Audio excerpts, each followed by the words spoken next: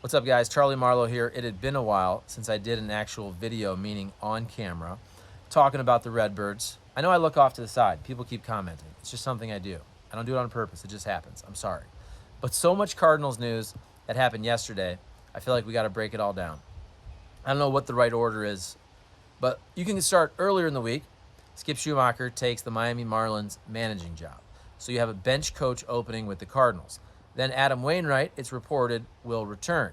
Then John Mozeliak, the Cardinals president of baseball operations, he goes ahead and he has his end-of-the-year press conference, reveals a bunch more news. Nolan Arenado, he has not yet agreed to his opt-out. Now, that doesn't mean he's going to opt out, but he wants the Cardinals to basically prove it in terms of how you're going to spend money. Show me here you want to be a winner. Not just my first year, a wild card winner, not just this past year, a division winner that got bounced in 2 games by the Phillies. Show me you're going to compete and maybe spend with the big boys. Maybe get one of those top 2 spots so you have a bye in the playoffs. Let's get to the World Series. So we'll break that down. Also with the coaching staff, pitching coach Mike Maddux, he is not returning. And Mike Maddux is 61 years old. I don't think there's any drama there. Maybe he just wants to chill. We'll see if he takes another gig. Is he going to take a lesser role somewhere else? Does he still want to be a pitching coach? We shall see. Jeff Albert, though, the Cardinals hitting coach, was offered a contract and did not accept it. And part of the reasoning, John Mozeliak said, was outside criticism, that he was being criticized for the Cardinals' struggling offense at times. Is that the media? Is that social media?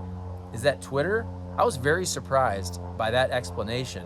And if Jeff Albert wants to get a job in baseball, which I think he does, I don't know why that comes out like that. If I'm the next team trying to hire Jeff Albert, I don't like that reasoning coming out for him not wanting to stay with the St. Louis Cardinals. This is the big leagues. You're going to get a ton of criticism, especially the hitting coach. It's just one of those positions that people just like to bag on if the players are not performing. So let's kind of try to take those things step by step. We'll start with Skip. First of all, good for Skip Schumacher. Anytime you can get a managing job. I was looking this up. Let's just say a major league bench coach, if you're making between 150, 250K. I don't know the exact number. I just Wikipedia'd that. But I remember Don Mattingly, when he was with the Marlins a couple years back, was making, I think it was 2.8, pushing 3 million, whatever it was. So if Skip Schumacher's making close to that, it's hard to turn down, let's just say, 10 to 12 times your salary, if that's the case, and get a shot to be a manager. There's only 30 managing gigs in Major League Baseball. So, good for Skip. That opens up the bench coach position. A lot of people talking about Matt Holliday. We actually had Matt Holliday on our radio show on 590 The Fan, Hot Take Central, on Monday. Before the Skip news broke, it seemed like, he's got young kids. He's got a really good baseball player that's a sophomore in high school. It seems like maybe he wants to wait a while to get back in the big leagues for the full 162. We shall see. I don't think Matt Holliday is going to be the Cardinals bench coach, but look, maybe they throw him an offer he can't refuse. He did say he's not going to follow his buddy Skip to the Marlins and be the batting coach. I asked him that, half joking, but I don't think Matt Holliday wants to move from Stillwater, Oklahoma to Miami. But St. Louis, maybe he would. Okay, Adam Wainwright. Adam Wainwright coming back, I think, is a good thing. I think he'll still be a very good pitcher. He was really good this past year until the last month of the season, where he explained after the fact he had this dead arm. It was mechanical.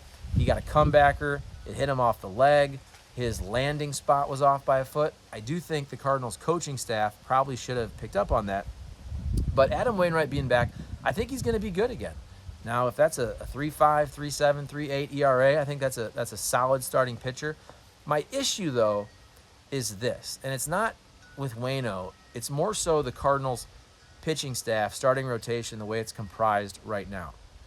You start to look at guys who have contracts. Okay, so Waino. Hey, a leaf just fell on me. Waino, Miles Michaelis, Jordan Montgomery. Don't forget about Steven Matz. Okay, let's just go ahead and add Jack Flaherty under control for 1 more year. And then Dakota Hudson, I think at this point, he does not have a spot in the starting rotation. I think they'll actually try to move Dakota Hudson.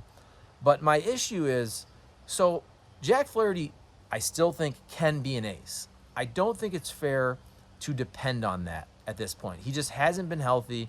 He hasn't been able to put a full season together for a long time. I mean, really go back to 2019 when he was great in the second half. Then you had COVID. Then you had injuries. The last couple years, almost all of this year, and essentially half of 2021. So I still think Jack Flaherty can be an ace, but he's been so banged up, there's just not a lot of certainty there. Another thing is, even though I think he could be your best pitcher in 2023, I don't think Jack Flaherty is going to sign with the Cardinals long term, and you only have one more year of control. So to me, this is an offseason where it might make sense to move Jack Flaherty. And I say that because if you can get more pieces with more years of control, I mean, I think there's a 95% chance that Jack Flaherty leaves after 2023 in free agency. So if you're not going to get anything out of him after that, and you can get more in return than just one season of Jack Flaherty, I think that makes sense. So again, would it shock me if Dakota Hudson got traded and Jack Flaherty got traded? It really wouldn't. To me, the biggest need is an ace. And I don't know who that guy is. If you can trade for that guy, I know you got folks like DeGrom and Verlander out there. I don't know if they're going to spend big bucks. Can the Cardinals make a trade for a pitcher with more control? My issue is when you name all those guys, again, Waino, Michaelis, Montgomery, throw Matz in there. It's a lot of 2, 3s, maybe a 4. I don't see a lot of aces. I don't see an ace unless Flaherty is really good. And to me, the Cardinals will probably be the same team then, which is a really good regular season team. Very good chance they win the National League Central.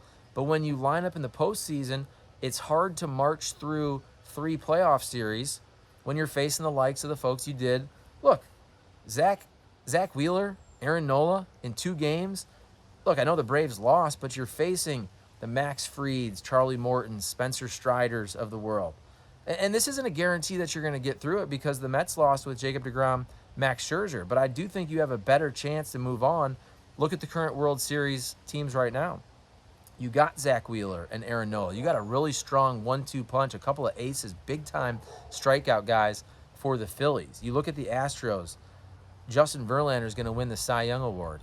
I mean, then just a bunch of other super, super talented pitchers that you line up and feel good about. But it all starts with the ace, with Verlander. It starts with an ace like Zach Wheeler. I know that Aaron Nola's record wasn't great, but that guy struck out, 235 batters? I mean, he can shut you down. He shut down the Cardinals in Game 2 of that wild card series. So I think the Cardinals need an ace. I don't see the Cardinals really advancing and winning another World Series until they get an ace-type pitcher. Look, they had an ace in 2011 with Chris Carpenter. They had an ace before that in 2006. Carpenter was on that team as well. It's hard to win a month's worth of games in October without at least one ace. The Cardinals don't have an ace right now unless Jack Flaherty stays healthy for a full year in 2023 and becomes that. All right, Nolan Arenado. This is interesting to me. If I was Nolan Arenado, I actually would opt out of my contract at minimum to get a better deal from the Cardinals. 5 years, $144 million left on his deal. This is his last opt-out opportunity. To me, if you have that in the contract, I would exercise it. Even if you're only going to get a couple more bucks from the Cardinals or another year or two at the end, which wouldn't be a super high AAV. But if this is his last bite at the free agency apple until he's pretty dang old, I would opt out. But I like the fact that Nolan Arenado is pushing John Mozeliak and the Cardinals to do more and to spend more. And Nolan Arenado said that at the trade deadline. He goes, look, I want to win the division. In his first year, they won the wild card. They were 1 game and out in the playoffs to the Dodgers. Around the trade deadline this year, Nolan Arenado said, hey, I want to win the division. To me, that was him respectfully calling out John Mozeliak, Bill DeWitt, Cardinals ownership front office, and saying, get us some help. The Cardinals did. They go out there, they get Jose Quintana, they get Jordan Montgomery. They did win the division. I hate to say it, though, I think you have to shoot higher.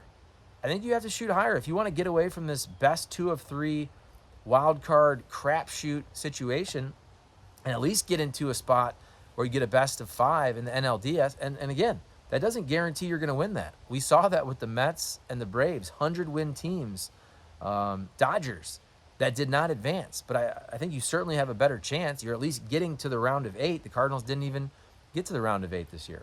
So I don't think Nolan Arenado is going to opt out, but it wouldn't surprise me. The man wants to win. There's some teams out there that'll throw some big money. Look at the Mets, what they spend. The Dodgers are always spending a ton of money. I know they have Justin Turner, but man, Nolan Arenado is really, really good. 5 years, 144 left on his deal. It wouldn't surprise me one bit if he gets that or more somewhere else, or maybe an extra year. Maybe he just wants to go somewhere where he thinks he can win at a better rate than the Cardinals, a team that's going to spend and really try to go for the World Series. Because I do think it's fair to say that the Cardinals, they have this model of just trying to be really consistently good, and they are. Give them credit for that. But are they pushing to be the best team in baseball and to win a World Series? No, to me the model is more, hey, we're setting up a team that's going to be 88, 91, 93 wins. Let's get in the playoffs. Let's see what happens. Well, lately, when you get in the playoffs, not many good things have been happening for the Cardinals. They had the amazing run, 2011 to 2015, some of the most fun times in my life covering that Cardinals run where they ran deep every year, either World Series, NLCS, or 100-win team for 5 years. They were awesome. Since then, not much in the playoffs. They get to the NLCS in 2019, kind of an odd season. They beat the Braves. They get swept by the Nationals that year. Cardinal fans are kind of getting sick here of early, quick exits from the postseason. So we'll see what happens with Nolan Arenado. Again, I don't think he will opt out. If I had to bet, and I do like to bet, but if I were him, I would opt out. Get a couple more bucks. Get an extra year. Do your thing. This is your last shot. This is a business, folks. This is a business. Okay, coaching staff. Mike Maddux, 61 years old. Doesn't surprise me. Hey, Cardinals will be fine. We'll see who they bring in. I know Chris Carpenter has been thrown out there. That'd be kind of cool. We'll see what happens. But I don't think that's a huge deal, Mike Maddux. The more interesting situation is Jeff Albert and the fact that he discussed basically that there was outside criticism, whether that's social media, whether that's media, and that helped lead him to not accept a contract with the Cardinals. That's pretty startling to me that Jeff Albert mentioned that. If I'm Jeff Albert and I want a job in baseball, I don't want that to get out. I also think it's interesting because, look, I'll be the first one to say I went on radio a lot last year during the 2021 season, midway through, and I said Jeff Albert should be fired. And I was basing that on essentially 2.5 years worth of not great offensive numbers. If you go back to 2019, the 2020 COVID season, and then the first half, again, of 2021, when a lot of people were calling for Jeff Albert's job. Then the Cardinals, of course, go on that great winning streak at the end of 2021. They get to the playoffs. What's funny to me, though, is the Cardinals actually had a pretty dang good offense this year. It wouldn't have surprised me one bit if the Cardinals parted ways with Jeff Albert after 2021. And I know Jeff Albert was the one leaving, but they were third in the National League in OPS. I understand that they really fell off in September, especially Paul Goldschmidt, and they went out with a whimper in the playoffs, 2 games against the Phillies. And again, you are facing Zach Wheeler and Aaron Nola. Goldie just was really rough in those 2 games. Nolan Arenado actually had more bad luck. He hit a lot of balls hard. It's a small sample size. I don't love the playoff format, but more so just the fact that Jeff Albert and the offense was pretty good this year. I mean, after this year, I don't think anybody was calling, well, not rational people. A lot of people on Twitter, I think, were calling for Jeff Albert's job. But when you're third in the National League in OPS, that's pretty dang good. And the other part is that Jeff Albert was hired to restructure organizationally the position players and how they hit. And I think if you're the Cardinals, you love the development of some of your young position players who are now on the cusp of being in the big leagues. Some of these AA guys like Jordan Walker. Wouldn't surprise me one bit if Jordan Walker could be your starter in right field, left field, whatever. I mean, he could start out of spring training if he tears it up. I think he's that good. Mason Wynn, probably a year away in terms of being a starter, but I think you see both Jordan Walker for sure, and I think even Mason Wynn at some point makes his major league debut. You know, he'll be in AAA this year, but I think he ends up a cup of coffee at some point in the big leagues in 2023 and could be your starting shortstop for the St. Louis Cardinals in 2024. So I think we're good. There's about 15 minutes here. And if I repeated myself, I honestly sometimes can't remember if I if I said something again, because at the beginning I kind of introduced all the topics and then I went back to them.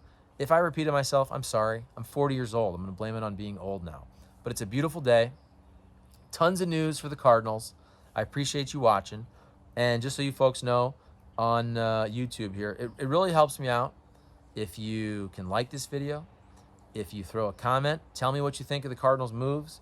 Who do you want to see them go after in free agency? Who do you want to see on the coaching staff? And oh, by the way, if you haven't subscribed to this channel yet, please just press that subscribe button. We know it's free. Hey, look, I know you got to sit through some ads on YouTube. I get it. But it's free content. And for the most part, I think it's decent. You know, I'm not saying I'm changing the world here, but it's free content. And you help out all the YouTube creators with the likes, with the comments, with the engagement, and subscribing. So it's Thursday. It's beautiful. It's Halloween weekend coming up. You got Halloween on Monday. I hope you have a great time with the family. Tell me also your Halloween costumes. What are you dressing up as if you're doing that? I'm actually a Triceratops this year. My wife and I are a Triceratops. My daughter and my son are both Tyrannosaurus Rexes. So my daughter said we had to dress up as Triceratops. I just do what I'm told, okay? I do what I'm told. All right, I think that was long enough. One more time, comment please, like, subscribe. Have a great weekend. Let me know what you think about them Cardinals. What should they do this offseason? See you guys.